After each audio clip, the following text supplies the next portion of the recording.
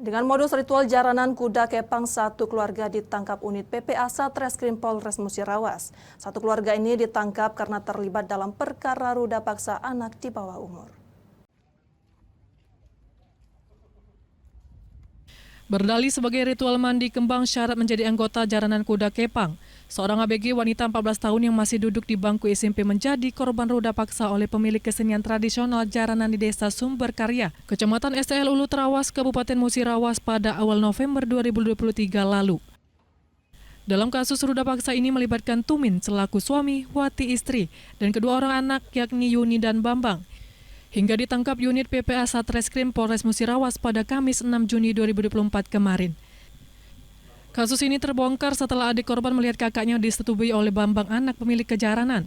Melihat hal itu, adik korban langsung melaporkan kejadian ke orang tuanya, hingga orang tua korban melaporkan satu keluarga itu ke polisi.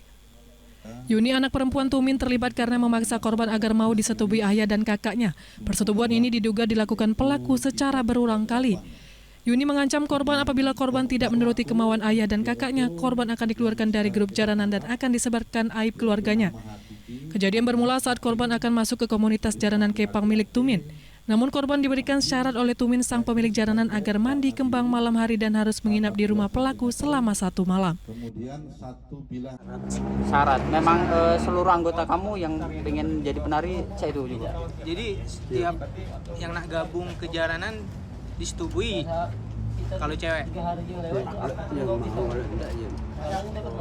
Sudah berapa, Bang?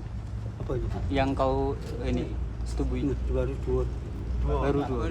Terus yang kedua anaknya Bambang, ini juga ikut melakukan aksi, melakukan persetubuhan terhadap korban ini tadi, ya, atas nama Bunga lah, kita sebutkan ya. Sudah tuh istri dan anaknya yang perempuan, ini istrinya yang ketiga, istri yang ketiga ini juga ikut membantu. Dua tersangka perempuan, ibu dan anak sudah dititipkan di lapas. Akibat perbuatannya, satu keluarga ini terancam pidana penjara minimal 5 tahun dan maksimal 10 tahun dan denda 5 miliar rupiah. Dari Musirawas, Sudirman, iNews melaporkan.